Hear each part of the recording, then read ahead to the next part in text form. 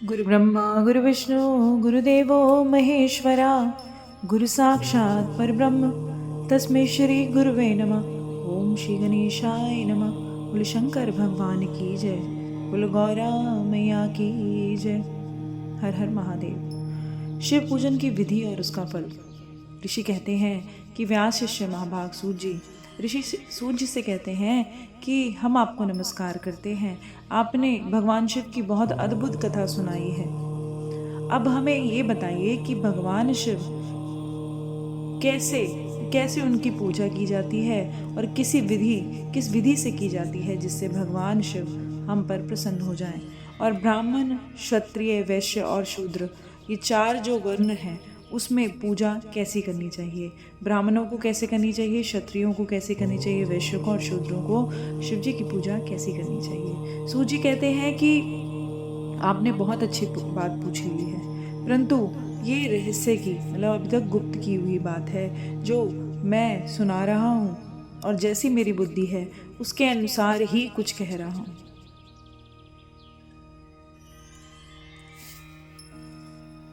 इस विषय को भगवान श्री कृष्ण ने महात्मा उपमन्यु से भी सुना था और पहले के काल में ब्रह्मा जी ने नारद जी से इस विषय में कुछ कहा था, वही इस समय मैं कहूँगा। ब्रह्मा जी कहते हैं, नारद मैं इसे छोटे रूप में ही बताता हूँ, लिंग पूजन की विधि बताता हूँ, सुनो। जैसा कहा गया है वैसा जो भगवान शंकर को सुखमय और निर्मल और सनातन रूप है,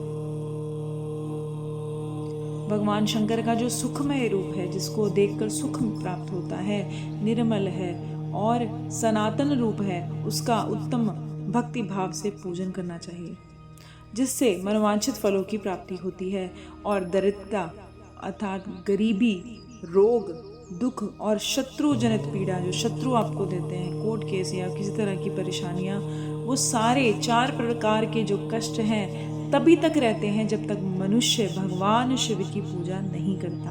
भगवान शिव की पूजा होते ही सारे दुख विलीन हो जाते हैं, दूर हो जाते हैं, समस्त सुखों की प्राप्ति हो जाती है और समय आने पर उपासक को मुक्ति तक मिल जाती है।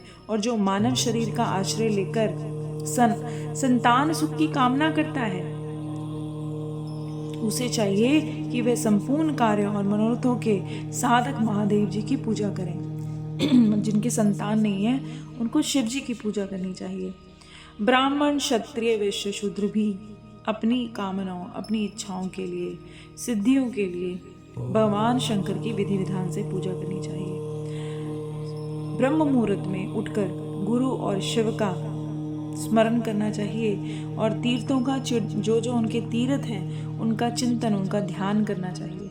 भगवान विष्णु का ध्यान करना चाहिए और फिर मेरा, ब्रह्मा जी का और देवताओं का और मुनि आदियों का स्मरण चिंतन करके स्तोत्र पाठ पूर्वक शंकर जी का विधि पूर्वक नाम लें, उनका स्तोत्र पढ़ें, उनका विधि पूर्वक नाम लें। उसके बाद शैया से उठकर जिस बेड पे आप सो रहे हो, पहले तो इन सारे देव देवताओं का बेड पे ही ध्यान करें। जब आप उठें, पैर नीचे ज़मीन पे रखने लगे, उससे पहले ही आपने इन सबको याद करना है।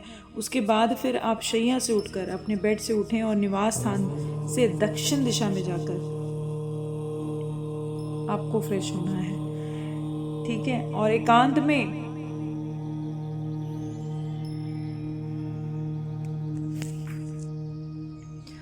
आप जो अपना शुद्धिकरण करना है ना, हमेशा कोशिश करें कि आप साबुन से, पहले ज़माने में बताया गया है इसमें कि अपने शरीर को मिट्टी से साफ करने के लिए, पर आप जब भी, इसमें लिखा है कि अपने शरीर को पूर्णतः शुद्ध करें साबुन से ही, जो आज के टाइम में जो आपसे मिलता है, नहीं तो इसमें मिट्टी में बताया रखा है, जो भी आपके पास साबुन है और जो भी चीज़ें हैं उससे अपने आप को शुद्धिकरण करके अच्छे से नहा धोकर, और फिर मतलब ब्रश जरूर किया होना चाहिए जब आप शिव का ध्यान करें, तो अपने अंदर से अपने बाहर शरीर से आप अच्छे से सफाई कर लें और नहा धो लें। उसके बाद अपने पूजा गृह में बैठें और फिर एक सुंदर सा आसन लगाएं, बहुत सुंदर सा आसन लगाएं जो कम से कम आधा इंच मोटा होना चाहिए। गर्म आसन होना चाहिए या लाल आसन, कोशिश करिए लाल ही आसन होना चाहिए।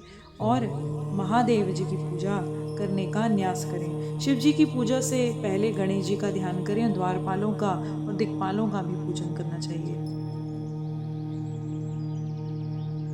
अष्टदल बनाना चाहिए। अष्टदल कमल होता है जिसकी 8 कलियां होती हैं, इस तरह से अष्टदल है। वो कैसे बनाया जाता है उसकी वीडियो मैं आगे शेयर कर दूंगी या फोटोज़ शेयर कर दूंगी ग्रुप में कि हमें वो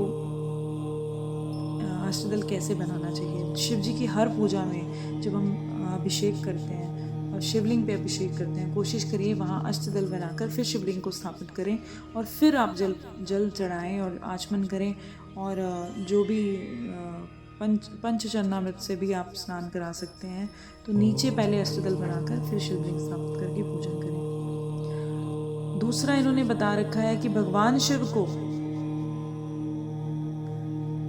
ये फील करें कि भगवान शिव साक्षात महाविराजमान है। फिर 3 बार प्राणायाम करें और जो मध्यम प्राणायाम है, जो बीच का प्राणायाम है, उसको कुंभक करते हुए, कुंभक करते मतलब अगर आप सांस लें तो उसे रोक के फिर छोड़ें, फिर सांस लें फिर रोक कर फिर छोड़ें, इसको बोलते हैं कुंभक प्राणायाम।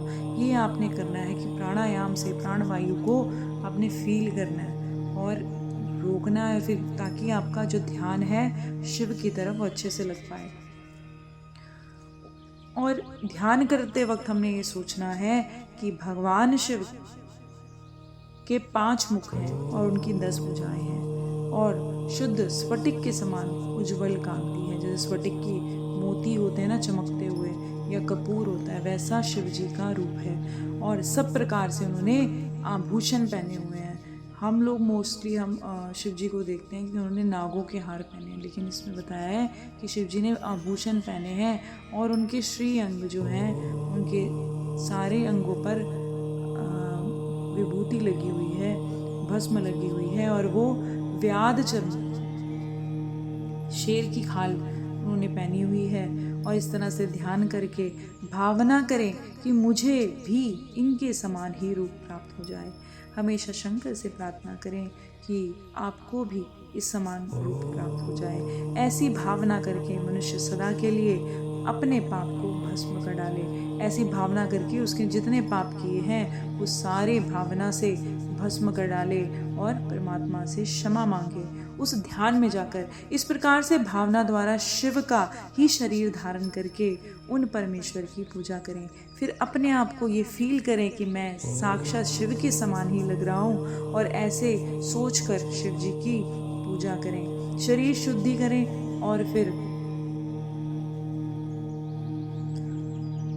आपके पास जो भी सामग्री हो उससे पूजन करें। अब इसमें जो पूजन बताया गया है, इसमें बहुत लंबा ब्राह्मण विधि से पूजन बताया गया है और आपके पास जो अवेलेबल हो उस टाइम, जो सुविधा अवेलेबल हो उससे आप पूजन करें। भगवान शंकर को धूप दिखाएं, दीप जलाएं, चंदन चढ़ाएं और जितने आपके पास समर्थ हो सके पंचामृत चढ़ाएं, फल फूल चढ़ाएं। जिस तरह जितने भी आपके पास उपलब्ध हो उससे आप भगवान शंकर का पूजन करें। धूप दीप निवेद्य और सुंदर तांबुल का सुर में आरती द्वारा विधि से पूजन करें और स्तोत्रों को भी गाएं और मंत्रों द्वारा उन्हें नमस्कार भी करें। उनको अर्घ्य देकर भगवान के चरणों में फूल बिखेर दें, साष्टांग लेटकर प्रणाम करें, देवेश्वर शिव की आराधना करें। फिर हाथ में फूल लेकर खड़े हो जाएं और फिर दोनों हाथ जोड़कर कहें कि कल्याणकारी शिव, मैंने अनजाने में या जानबूझकर जो जप पूजा आदि सत्कर्म किए हो वे आपकी कृपा से सफल हो जाएं। इस प्रकार पढ़कर भगवान शिव के ऊपर जो आपके हाथ में फूल हैं वो स्वस्ति वाचन कर दें, चढ़ा दें और प्रार्थना करें कि फिर शिव के ऊपर मार्जन करना चाहिए। और प्रार्थना करके फिर उनको शिव का मार्जन करें और क्षमा प्रार्थना करें और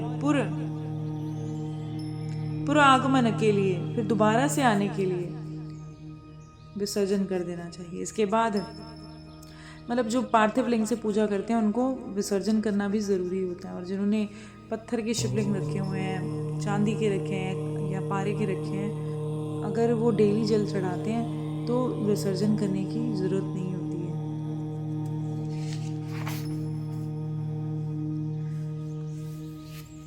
और फिर शिव से प्रार्थना करें कि प्रत्येक जन्म में मेरी शिव में भक्ति हो जाए, शिव में भक्ति हो जाए, शिव में भक्ति हो जाए।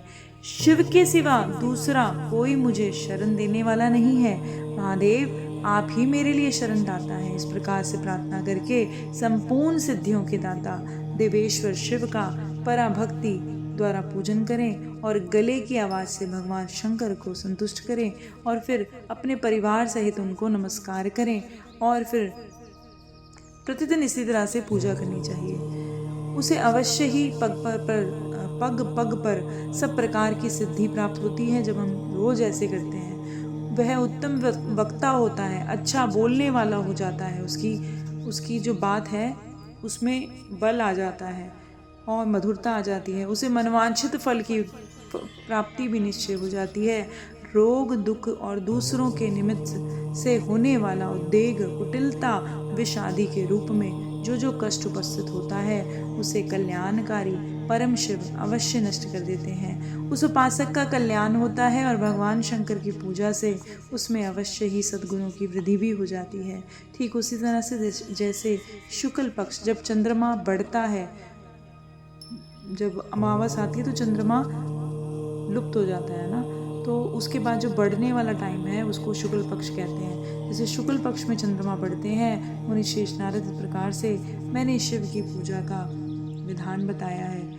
अब तुम और क्या सुनना चाहते हो? बोल शंकर भगवान की जय, बोल गौरा मैया की जय। हर हर महादेव।